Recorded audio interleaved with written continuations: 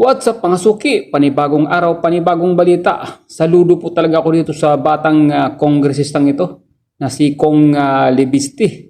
Dahil napakatapang po. I-watch na lang po natin itong video niya.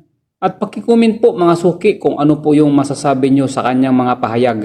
Yung pinasok ko kanina, ito po, ang breakdown ng 721B na the fact na ang mga congressman ay may 401B of allocable is already publicly verified.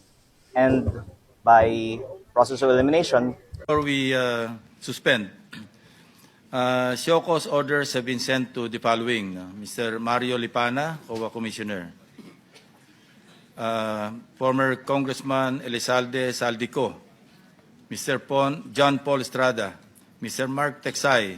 Mr. Orly Regala Gutesa. Mr. Virgilio C. Eduarte. And they're given 2 days to respond to the show cause order.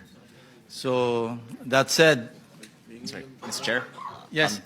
I'm not sure kasi kung we'll have a chance to ask Secretary Bonoan again. Would it be okay, We'll sir? have to suspend the rules and with the permission of the Senate President. Or I could ask you po to ask. Through the chair. Pwede. Yes. Sino po kaya ang BINI 10 Senti 2025 F1 at yung iba pong mga nakatag na mga pangalan po dito? And pangalawa po, para sa unprogrammed appropriations, paano po ng DPWH pinipili yung mga projects na yon? Secretary Bonoan, can you respond? Your Honor, I would not know actually kung ano yung mga kwan ni Secretary Cabral. Well, I'm just puzzled about these files, Your Honor.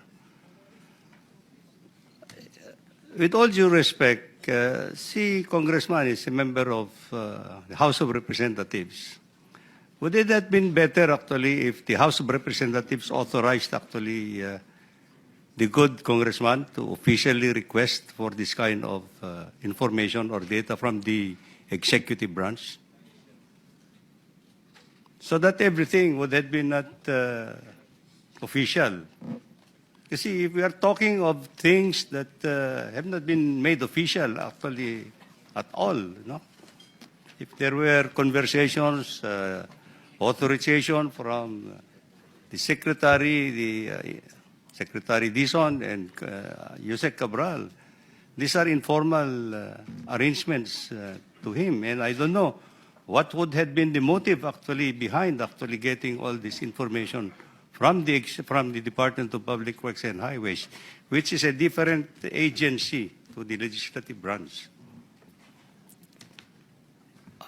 We would just want to help the Blue Ribbon Committee and the Public Accounts Committee of Congress. And if I could just reiterate the second question, if possible, if Secretary Bonoan would be able to shed light on how projects in the unprogrammed appropriations in 2023 and 2024, which I understand were around 60 billion and 153 billion respectively, were selected by the DPWH.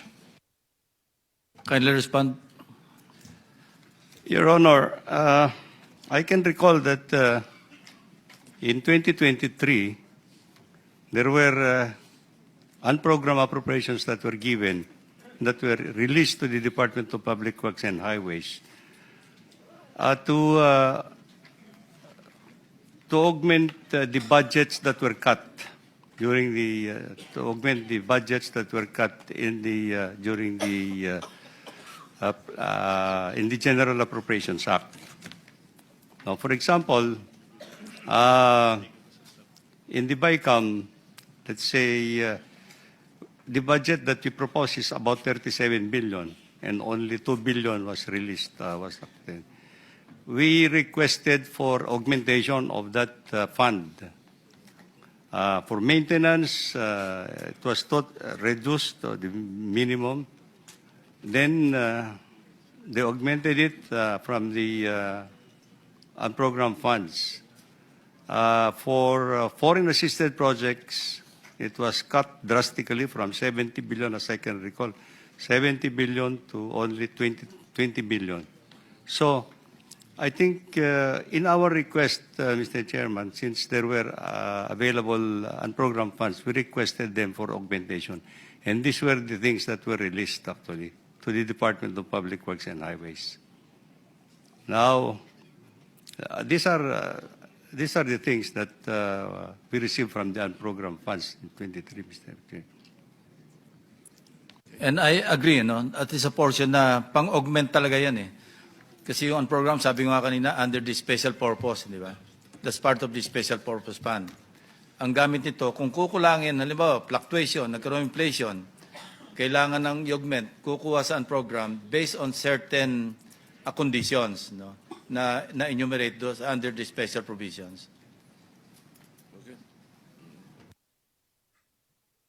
Okay, so hearing is suspended. You'll just be notified. Thank you very much. Thank you all for attending this hearing.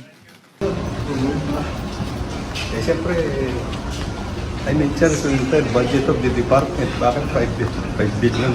So yun lang po nakapunta. Bakit ako mapupunta sa akin yung mga allocation na yan eh? I mentioned sa the entire budget of 900 billion. So you didn't personally parang pocket as the allegation with? Wala. I don't know where the figures are coming from. So yung pagkalik ko, this is public to the Senate Burigan? Yeah, I was afraid, baka makontempt ako rito. Sir, how about in case kayo sa Cabral account? How do you feel? Anong thoughts siya natin? I don't know, talaga na-depress yata yung tao. Thank you. Thank you, sir.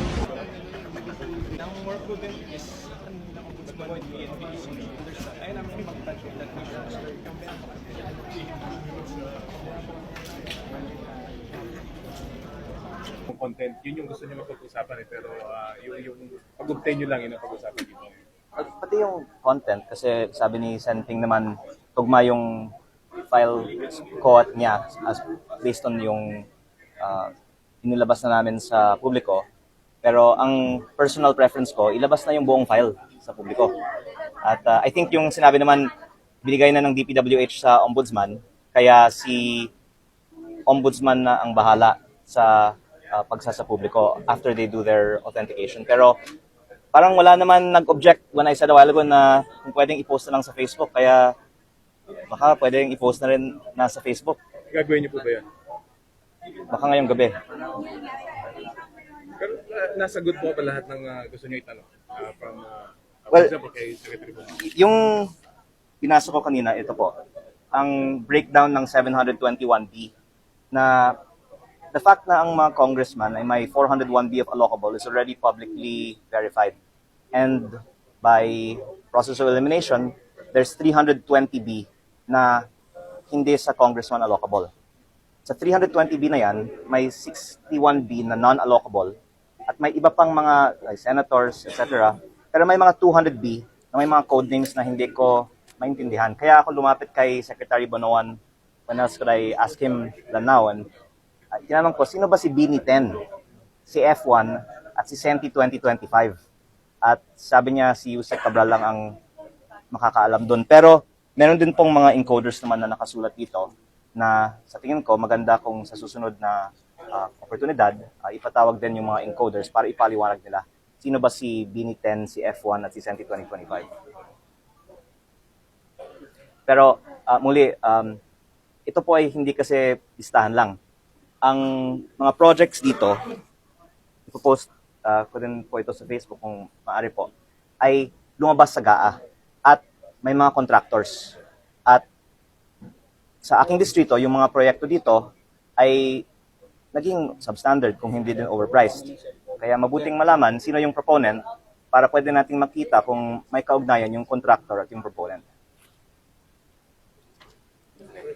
O ayan mga suki, ano po yung masasabi nyo dito sa bidyong ito ni Kong Libiste? Saludo po ako sa batang kongresistang ito. Paki-comment po mga suki kung ano po yung masasabi nyo sa bidyong ito. Ingat po tayo lagi mga suki. Masalam.